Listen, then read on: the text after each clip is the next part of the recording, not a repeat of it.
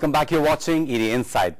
Lobbyist Neera Radia's state telephone conversations have opened a Pandora's box for politics and business. But how does one keep lobbying from turning into corporate subterfuge? Very simple, by regulating it like it happens in more mature economies. Asha Gopalakrishnan tells you more.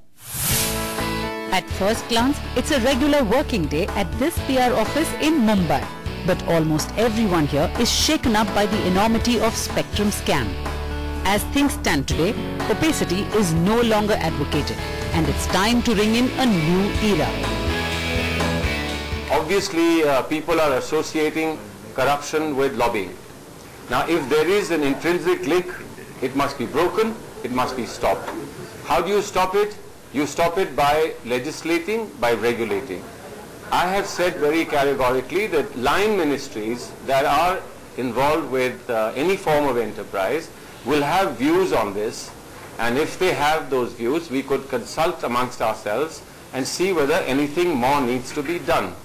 Now, I think that it's unfair that anyone should say that this amounts to legalizing lobbying. I will tell you very clearly that my little knowledge of law tells me that lobbying is not illegal in this country. It's not illegal, but then nor is it regulated. And that's where the trouble is. India needs clear rules and regulations to improve governance, and that means a more transparent and accountable system. It needs to clearly define who is lobbying, for whom, on what issues and at what cost. The idea is to create a visible platform, make sure it's transparent, make sure the process is publicly visible to people on both sides of the fence, and then allow them to regulate themselves. But self-regulation may not be the right answer. Take the case of the European Union, which has a voluntary lobby register, where companies are expected to disclose various aspects of their lobbying activities. An investigation by the NGO Friends of the Earth Europe early this year indicates that the register is in tatters. In 2008, 20 of the 50 largest European companies, including Vodafone, Nestle and Deutsche Bank, were absent from the register. Given the intellect of our politicians, given the lethargy of our bureaucracy, given the corruption levels that exist, scientific lobbying as is in the United States will never take form and shape here. Because there, if a politician accepts a bribe, he goes to jail. Here, they go to parliament. Here, India can learn many lessons from the developed nations like US, UK, Australia and Canada, where advocacy is a legitimate business. Lobbyists in these countries have to register with the government, which lays down clear guidelines on what is acceptable. That in turn gives the profession credibility, makes processes transparent and promotes accountability. For instance, the US is governed by the Lobbying Disclosure Act of 1995, which is further reinforced through the Honest Leadership and Open Government Act 2007.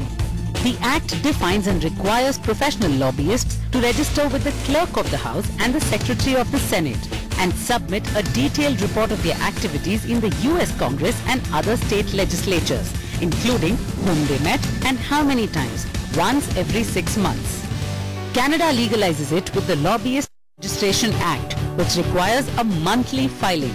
Reporting is more detailed. Date of the communication and the name and position of the public official lobbied has to be mentioned, in addition to names of former public officials on the payrolls of companies.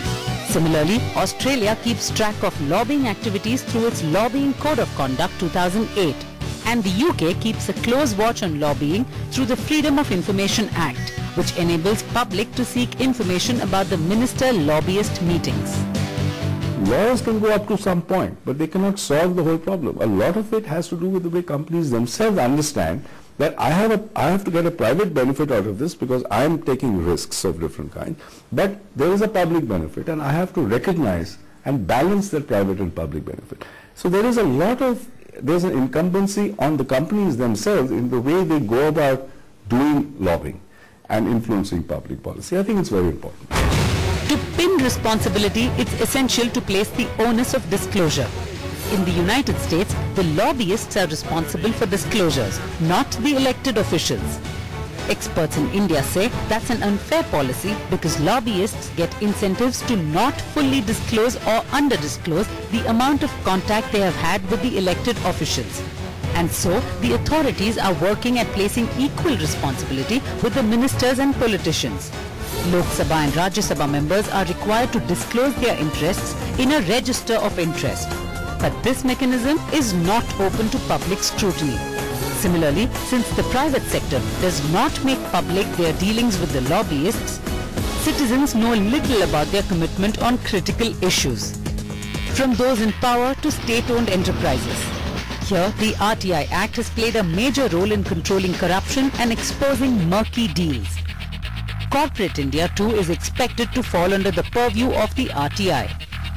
The closest approximation to any kind of law governing lobbying in India is Section 7 of the Prevention of Corruption Act. But even this section is a convoluted one, where the onus is on the accused public official to prove that he was not offered a gratification to influence his policy decision. And all of this is obviously not nearly enough for a large democracy with a complex administrative structure. It may be useful to think about what kind of disclosure provisions we might need to have in India, both for the companies that want to get a certain influence on government decision making, and for the government to proactively say, look, these people approached us for these kinds of things. Apart from framing the rules, it's important to have a clear conflict resolving mechanism. The government needs to take a tough stance on the matter, and mere penalties may not be enough. India can learn that from the US, which has issued orders banning lobbyists from giving gifts to lawmakers or even paying for their meals. Any lawmaker or lobbyist found violating the Lobbying Disclosure Act faces a stringent fine of up to $2 lakh and or a jail term of up to 5 years. I think that it's time for India to move forward to install some sort of control over lobbying. As I said, lobbyists will be there, and they're important to be there. But we need to control the kind of influence they have, primarily by making their influence transparent. So requiring lobbyists to register. I think it'd be nice if they required that contacts with officials were made public, so that the public can see who is lobbying and whom they're meeting with. If the public knows this information, they'll have a better chance to judge the quality of the decisions that policymakers make. That's one side of the argument. On the other side, you have whispers of discontent from industry insiders who argue that transparency beats the very purpose of lobbying because it's a confidential job. And so, they're pushing for voluntary disclosures.